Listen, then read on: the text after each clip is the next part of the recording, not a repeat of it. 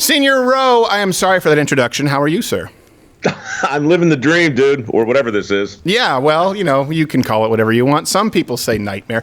Your Twitter is Mike Rowe Works. That still does work, ironically. And I wanted to talk with you about a few things. You have this new show, right? 6 Degrees with Mike Rowe. And can you explain for people who don't know, and we'll get to what's happened with the show, what the show is, what it was about?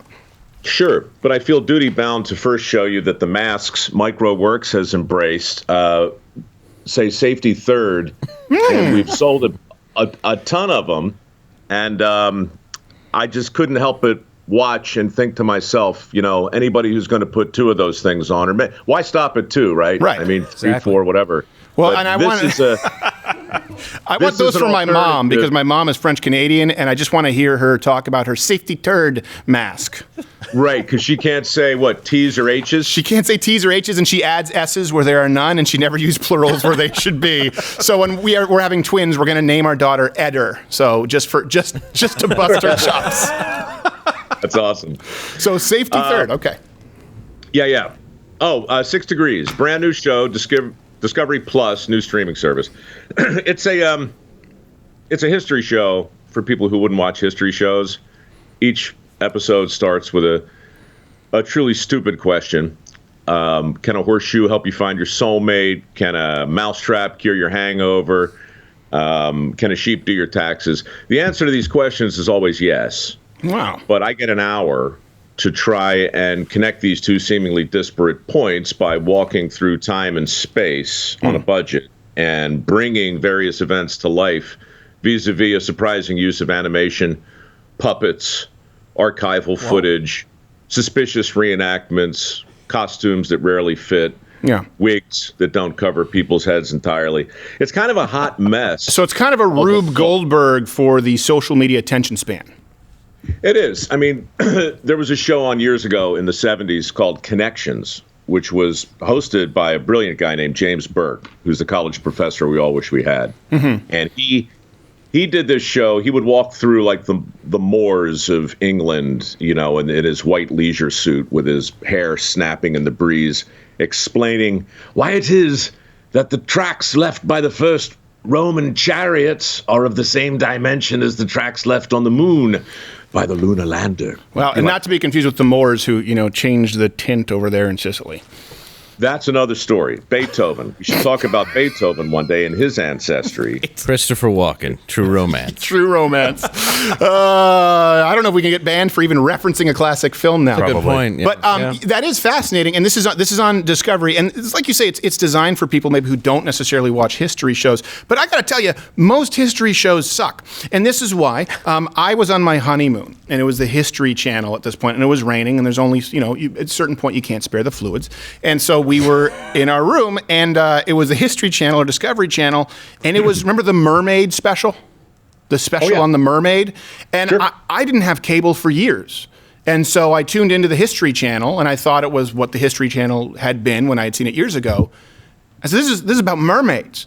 So it sounds to me like what you're doing is actually far more valuable than what most of these educational channels. And there are always a lot of midgets who are like buying dresses. It doesn't seem like they're educational. Morbidly obese people. Yeah. Well, you've also got to look out for the morbidly obese midgets, which you don't see a lot of, but they're out there, and it's very difficult to know. They can't swim well. No. Watching them But they're shop. buoyant. They're buoyant, so it makes up for it. I'm Watching sorry. them shop is hilarious. Sorry, Mike. Sorry. There was a time when, the History Channel wasn't just an H. It was really the whole thing. It was history. And Discovery wasn't just a D. Mm-hmm. And nonfiction really meant the absence of fiction, and reality actually meant the presence of real things. Right. And in those days, there was a show called Dirty Jobs, which I was happy to do, that used something we called a truth cam, which was really just a documentary camera. We never stopped rolling on that show because we never did a second take. Right. And so I would use the footage from that camera to try and prove to the viewer that we weren't completely full of crap. Right. And, telling them a made-up story. On 6 Degrees, we do the same thing, except Dirty Jobs was really the making of a show about dirty jobs, and this is the making of a show about a bunch of people who had some bourbon and tried to figure out a neat parlor trick based on 6 Degrees of Kevin Bacon, but couldn't find Kevin Bacon, so got Mike Rowe to do this thing instead.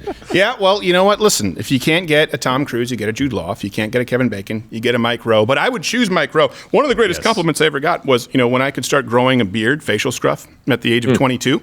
I had a lady who said, I really like that. It's like that sexy, Mike Rowe from Dirty Jobs. She wouldn't stop talking about your scruff. I had a lady. Yeah, had a lady tell me I had the sexy scruff of Mike Rowe. I'm not a lady. And then she told me that it looked like I had tits because I was fat at that point. Wherever there's comfort, there's pain, Stephen. Yes, there is. This is a backhanded compliment if I've ever heard one. It was mainly just an insult. But I want to move to this, and then we're going to go to Mug Club exclusive, because sometimes we can't talk about everything on the YouTube. You had a Facebook show as well, and this was called Returning the Favor, and it was extremely popular, well received. Now, it was canceled, from what I understand. I don't want to speak out of turn. Why was the show canceled? Was it canceled? What's the story behind that? Because, as you know, a lot of things are being removed from the history books or social media platforms these days. Yeah, so on my page right now, there are about 30,000 people who are fairly upset. And on the Returning the Favor page, there are 2.5 million people who just learned that one of the most popular shows on Facebook was canceled last week at the height, seemingly at the height of its popularity. An Emmy Award-winning show, Stephen. I don't know if you've noticed, but can you see the Emmy okay back there? I can't, but I was looking at your scruff. It's the depth of field effect. I just can't stop looking at your putum, but I'm sure it's lovely. Yes, it's awesome. Anyway, the show was canceled after 4 seasons and 100 episodes, and a lot of people are assuming that it's because I may have said or done something to run afoul of the powers that be. And so I've been making the rounds telling my story of this thing, which is really not a terribly exciting story. It's that the show got canceled. I don't think I did, but the show definitely did. But why did it get canceled if it was at its height and so popular? Now, this is where it gets a little weird. Okay. I appreciate you being diplomatic. And I feel ignorant here. This is like one of the worst interviews that was ever conducted was Larry King versus Jerry Seinfeld. I don't know if you ever saw that, where he goes, I remember. He goes, Seinfeld, to be clear, wasn't canceled. Larry, wasn't canceled. You walked away. #1 show of all time. Can someone get Larry my resume? Larry! It was almost as good as when he asked the snowboarder, how important is the board?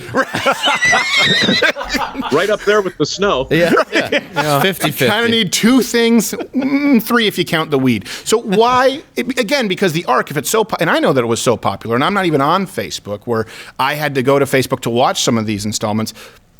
Did you get an answer as to why it was canceled? Because you didn't cancel it. You didn't choose to walk away.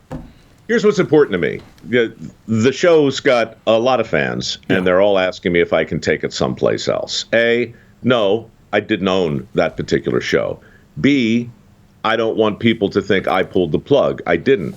And C, and maybe most importantly, modesty aside, is I don't want people to think the show didn't work because it wasn't successful. All those things were true, right?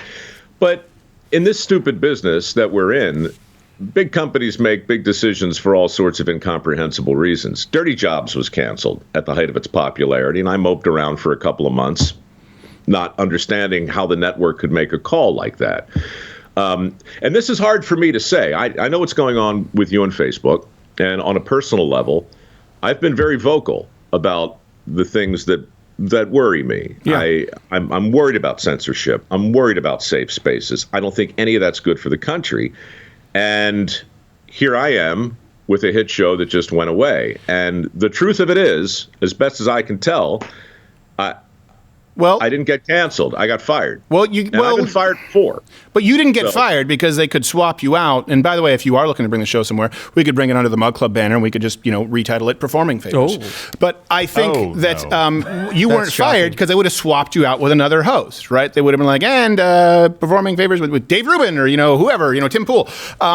The show was canceled. Do you think it had anything to do with the fact, for people who don't know, this show also was sort of highlighting the fact that we as a society place so much value on overpriced college degrees. You've been championing this cause for a long time, not because you hate the institution of education, but because when I hear you talk about it, I can tell that you compassionately want people to be gainfully employed and to be able to live out the American dream. And that, in many instances, for many people, the path is trade schools, running small businesses. I mean, it goes back to dirty jobs, but that was a big part of your show, Returning the Favor, correct? Facebook has allowed me to build a foundation from really the ground up. I mean, I started that MicroWorks 13 years ago on Labor Day. But in 2012, we started raising money and awarding work ethic scholarships, about $5.5 million so far. And I couldn't have done it without Facebook, right? And this is just a reality of the world we live in. Of course. You wind up sooner or later kind of resenting the thing you rely upon, whether it's affordable electricity or, go down the list. Well, social media is no different. So I'm suddenly in this position now where I've got 6 million people on a Facebook page. I've been able to use it to do, I think, a pretty good thing, as well as this show, by the way, Returning the Favor, which was just a straight up unapologetic anthem to do-goodery. I mean, we just highlighted people in zip codes you've never been to doing nice things for their community. It was a show tailor-made for these times. Right. But to your point, something weird has happened with our language today. And when you talk about things like work ethic, delayed gratification, personal responsibility, attitude, right? All of those things go into our work ethic scholarship program. And you have to sign a document, a sweat pledge that basically says, I'm on board with all this stuff. Right. That position, I don't know when it happened, but sometime between 2010 and today, those words all became problematic. Yeah. And for some reason, more associated with one side of the aisle than the other. So a lot of people on my page right now, as we're talking, are like, oh, no, your show got canceled because you talked about work ethic. For the record, I don't think that's what happened, but I understand why people would look at it and say, what other explanation can there be?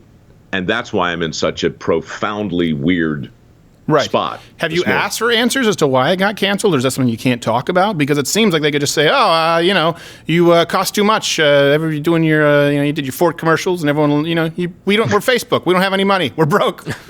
Yeah. Look, nothing to an outside objector really lines up. Right. If you're Facebook, you can't say we ran out of money. On the other hand, you know how it works. Budgets are budgets. COVID came. Their next season of shows wound up getting paid for with money that might have been allocated for this, and everything got put on hold and so forth and so on. Bottom line was, they were very gracious. They called me. They said, look, this sucks, but this is what we got to do. We had a great run. We did 100 episodes. Hope there are no hard feelings. And I said, you know what? There are no hard feelings. I appreciate the fact that you guys support my foundation and so forth. So, right. I would say hard feelings. I'd say very hard feelings. But, dude, this is the thing. This is, I think, part of why I'm petty and small-minded, so take that into account. I am too. But we can two things can be true at the same time. Yeah. They have to be. And it's true that I share your concern for all things libertarian and all things First Amendment. I really do. It's also true that I've built a foundation and a business around 6 million people on a Facebook page that coincidentally greenlit a show 4 years ago that a bunch of people also like. Of course. Now, I can lean into one and I'll sound like a sycophant for big tech, or I can lean into the other and I'll sound like an anarchist in my bunker, wearing a bulletproof vest or whatever's going on. It's a sponsor. It's a sponsor. I get it works. But it's like, where the hell do you draw a line? And I think the country is trapped, right? We're just trapped in one or the other. Well, you know what? What's Gutfeld call it? The prison of two ideas. I don't know. I don't have cable, but I do want to, speaking of which, so before we go, because I want to talk a little bit more here for Mug Club members, so you can say whatever you want. He's just a foul-mouthed little man when he gets off the YouTube. Where can people watch the 6 Degrees with Mike Rowe? Discovery Plus. Oh, it is. Plus. Watch Good Morning Mug Club live every Monday through Thursday at 10:15 Eastern.